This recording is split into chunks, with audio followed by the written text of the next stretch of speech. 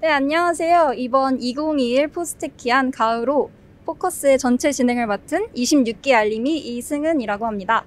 제 옆에는 이번 포스텍 고등학생 기자단 2기 윤신유 친구를 모셨습니다. 안녕하세요. 안녕하세요. 안녕하세요. 저는 창평고등학교 윤신유입니다. 네, 신유 친구 지망학과가 생명과학과 맞죠? 네. 그래서 오늘은 요즘 가장 핫한 연구소인 포스텍 세포막 단백질 연구소로 함께 와보았습니다. 어때요? 좀 기대가 되시나요? 네, 너무 기대됩니다. 네, 그러면 우리 함께 들어가서 한번 들러볼까요? 오늘 신유 친구가 이지우 교수님 인터뷰하고 싶다 했잖아요. 네. 여기가 세포막단백질 연구소 안에 이지우 교수님 연구실이 있는데요. 네. 여기가 세포 배양실인데 한번 들어가 볼까요? 네, 안녕하세요. 저는 이지우 교수님 연구실에서 박사과정을 하고 있는 임찬석입니다. 오늘 이지우 교수님께서 인터뷰 전에 랩 투어 한번 하고 오라고 하시던데 어디로 가면 될까요? 그거는 제가 도와드릴 수 있을 것 같습니다. 여기는 이제 세포 배양실인데요. 단백질 구조 연구하기에 앞서서 이제 가장 먼저 단백질을 생산할 수 있는 공간으로 여기 보이는 장비는 이제 CO2 인큐베이터입니다. 그래서 그 세포를 이제 배양을 하고 동시에 이제 저희가 원하는 타겟 단백질들을 발현시킬 수 있는 장비입니다. 여기 위에 거랑 아래 거랑 크기도 다르고 돌아가는 속도도 다른데 이 두 개가 뭐가 다른 건가요? 가장 큰 차이는 이제 키우는 세포주가 다른 종류를 사용하고 있고요. 위에 같은 경우에는 이제 막단백질을 과발현할 수 있도록 하는 세포를 사용하고 있고, 이제 밑에는 이제 항체를 주로 생산하는 데 사용되는 세포를 사용하고 있습니다. 이쪽으로 오시면 이제 클린 매치라는 게 있는데요. 이제 모든 세포 배양 과정은 멸균 상태로 유지가 되어야 됩니다. 오염으로부터 방지하기 위해서 이 클린 매치를 사용하게 되고, 이 안에서 무균 상태로 실험을 할 수 있도록 도와주는 장비입니다. 그러면 여기 있는 이 세포들이 바로 연구에 쓸 수 있는 건가요? 그건 아니고요. 이제 저 세포들은 지금 배양액과 세포들로 구성이 되어 있는데요. 이제 원심 분리를 통해서 세포들만 분리해내고, 이후에는 프렌치 프레스라는 기계를 통해서 세포들을 압력으로 이제 터치는 과정을 합니다. 그리고 나서 이제 정제된 단백질을 이용해서 시료를 만들게 되고, 그 시료를 이제 전자현미경을 통해서 관찰하게 됩니다. 그러면은 오신 김에 극좋은 전자현미경 한번 보러 가실까요? 네. 여기가 저희 연구소의 이제 극좋은 전자현미경실인데요. 굉장히 예민한 장비이기 때문에 원래는 외부인들이 오게 되면은 직접 들어가지 못하고 밖에서 이제 CCTV를 통해서 장비를 확인하지만, 오늘은 포커스에서 특별히 오셨기 때문에 안에를 볼 수 있을 것 같습니다. 안녕하세요.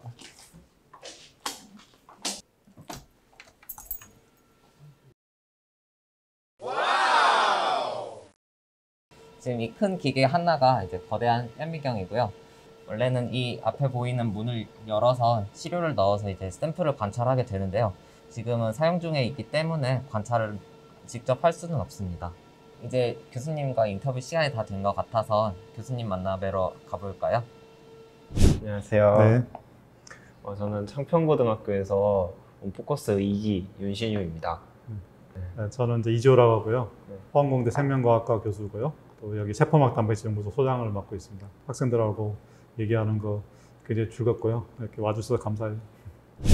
제가 생각하는 생명과학 분야에서는 생화학도 있고 분자생물학도 있고 세포생물학 등 다양한 분야가 있는데, 생명과학과는 정확히 무엇을 연구하는 분야이고 또 교수님의 연구 분야는 어디인지 궁금합니다. 생명과학과는 이름 그대로 생명체 연구하는 곳이고요. 굉장히 분야가 급격하게 커지는 곳이라고 생각하시면 돼요.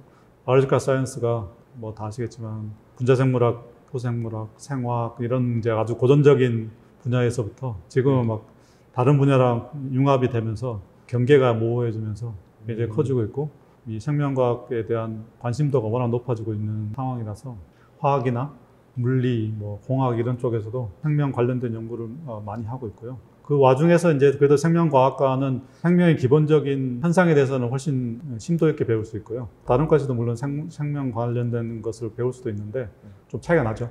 생명과학과에서 배우는 거하고는. 방금 랩 투어를 하면서 극좋은 전자현미경을 보게 되었는데요. 그 극좋은 전자현미경을 이용해서 어떤 연구를 진행하시는지 여쭙고 싶습니다.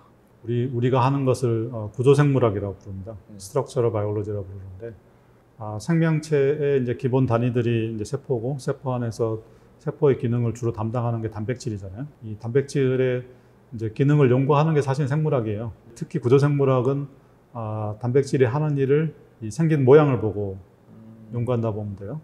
그래서 단백질이 생긴 모양에 따라서 또 하는 일이 달라지니까 근데 단백질 구조를 얻는 방법은 가속기 또는 전자미경입니다. 두 개가 가장 중요한 장비예요. 서로 장단점이 있는데 가속기는 이제 좀 속도가 빨라요. 1분에 하나 정도 구조를 풀 수 있어요. 전자미경은 한 하루 정도, 하루나 이틀 걸립니다. 구조 하나 푸는데. 가속기 장점이 많은데 단점은 가속기는 연구할 수 있는 표적 단백질 숫자 상당히 한정돼 있어요. 근데 전자미경은 그보다 훨씬 넓은 범위를 할 수 있거든요. 그러니까 두 개가 서로 보완적인 관계죠. 그래서 두 장비를 동시에 다 이용하는 게 이제 지금 굉장히 중요하고요. 전자미경이 가장 큰 기능 역할을 할 수 있는 게 세포막 단백질 연구입니다. 세포막 단백질이 막의 표면에 이제 이렇게 박혀 있는 단백질들이고 유전자 중에서 한 30%쯤 된다고 생각해요. 그것들이 거의 가속기로 잘 안 돼요. 거의 대부분이 가속기로 안 됩니다. 그건 이제 전자미경이 가장 거의 유일한 방법이고요. 그러다 보니까 세포막 단백질을 주로 연구하는 기관으로 그렇게 이름이 됐어요. 화학과랑 이제 생명과학과에서 하는 단백질 구조와 기능을 연구하는 그 차이점에 대해서 여쭙고 싶습니다. 그게 나도 참 많이 드는 질문이고요. 화학으로 보느냐 생물을 보느냐가 경계가 무너졌다고 사실 볼 수 있어요. 화학과 생물의 경계가 옛날같이 뚜렷하지가 않아요. 그거에 대한 답을 한다면은 생명과에서 단백질을 볼 때는 세포의 한 구성 단위로 봅니다.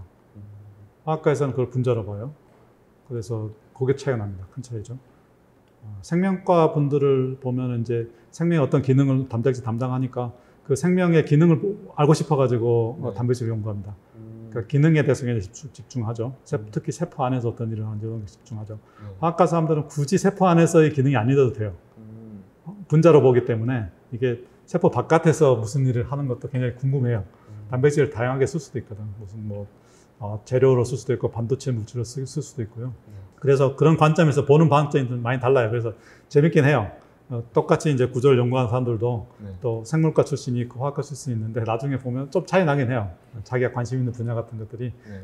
학생 입장에서 어느 과를 선택해야 되고 어느 과를 배우면 내가 원하는 것에 더 가까워질까 이런 생각을 가질 수가 있는데 자기가 좀 더 편한 데로 가라. 그러니까 어느 쪽을 가든지 결국은 연구하는 건 비슷해요. 그래서 어느 쪽 가도 상관없어요. 그런 관점에서 보면은. 근데 이제 공부하는 걸 들어가 보면은 유기화학 배우고 물리화학 배우고 양자역학도 배우고 막 이러거든요.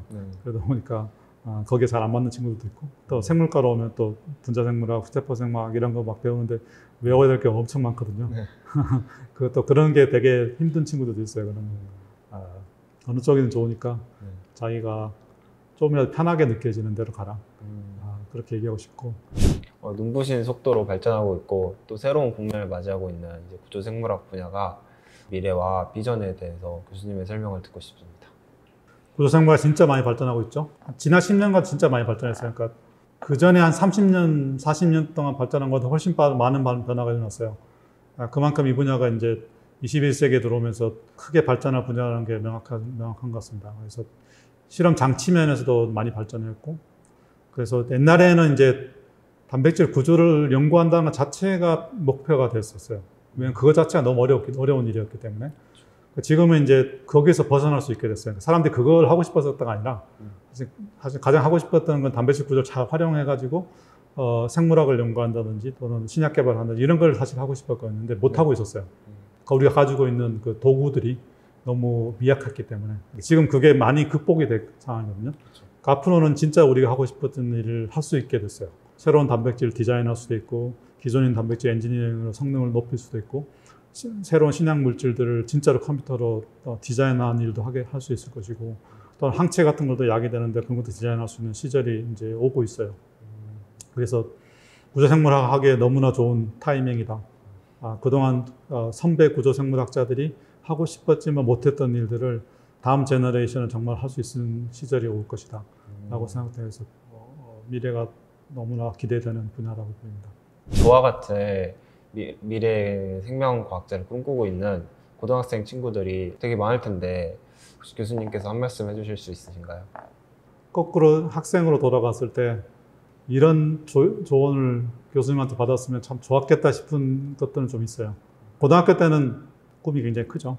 우리가 자기소개서 같은 거 학생들 써온 거 보면은 정말 이제 대단한 걸 하고 싶어 하는 거는데 되게 1학년 올라오면 너무 실망을 하고 2학년 올라오면 더 실망하고 이렇게 되거든요. 이유가 뭐냐면은 자기가 하고 싶은 일에 비해서 공부하는 게 좀 괴리가 있다는 걸 많이 느껴요, 학생들이. 갈수록 3학년, 4학년 올라갈수록 점점 야심이 줄어들고 공무원이 될까? 뭐 이런 식으로 바뀌어요. 웃고 있죠, 그죠? 학생들한테 많이 얘기해 주고 싶은 게 교수님들이 이제 지식은 가르쳐 줄 수 있어요. 왜 내가 이걸 해야 되는가? 이런 거는 자기가 만들어내야 돼요. 그거는 교수님도 해줄 수가 없어요. 그러니까 항상 주의를 관심을 가지고 호기심을 가지고 자기 하는 일에 대해서 가치 평가를 계속 해야 돼요. 기초과학은 굉장히 사소한 일을 연구합니다. 사소하게 느껴질 거예요. 기초과학은 원래 그런 거예요. 거기서 엄청난 발견이 일어나는 거고 양자역학도 처음 시작은 우주의 근본 원리를 찾기 위해서 양자역학 연구하지 않았어요. 쇠가 달궈지면 빨간색일 때는 온도 낮고 파란색일 때 왜 온도 높을까? 흰색이도 높고 그거를 설명하기 위해서 하다 보니까 양자역학이 나온 거잖아요. 양자역학이 지금 세상을 완전히 바꿔놨잖아요. 우리가 우주를 보는 게 완전히 바뀌었잖아요. 그러니까 그런 어떻게 보면 굉장히 사소한 연구를 하고 있는데 그게 세상을 바꾸는 겁니다. 그래서 학생들이 대학교 들어와서 나는 암을 치료하고 싶었는데 아무도 암 치료 연구하는 사람이 없네. 이런 일이 벌어집니다. 근데 그게 아니고 그런 일들을 사실은 하고 있어요. 거기에 대한 가치 평가를 자기가 할 수 있어야 되고요. 그거는 자기가 할 수밖에 없어요. 다른 사람이 안 해줍니다. 앞으로 대학교에 올라올 텐데 올라와서도 계속 그런 일을 자기가 해야 돼요. 자기의 숙제예요. 그게. 자, 지금까지 포스텍 고등학생 기자단 포커스 2기 활동 진행해 보았는데요. 신유 친구 오늘 어땠나요? 뭐 기대한 만큼 많이 배워갈 수 있었나요? 제가 평소 구조 생물학에 관심이 많아가지고 극전 전자현미경도 이게 어떻게 생겼을지 또 어떻게 작동을 할지 되게 궁금했는데 이번에 여기 세포막 단백질 연구소에 와가지고 직접 보고 눈으로 보니까 좀 궁금증도 풀리고 다음에 찾아올 때는 연구원으로 왔으면 좋겠다는 생각이 들었습니다. 정말 그러면 좋겠네요. 내년에 꼭 포스텍 선후배로 만날 수 있었으면 좋겠어요. 그러면 포스텍 고등학생 기자단은 다음 포스테키안 겨울호에서 3기로 다시 만나 뵙겠습니다. 그럼 안녕!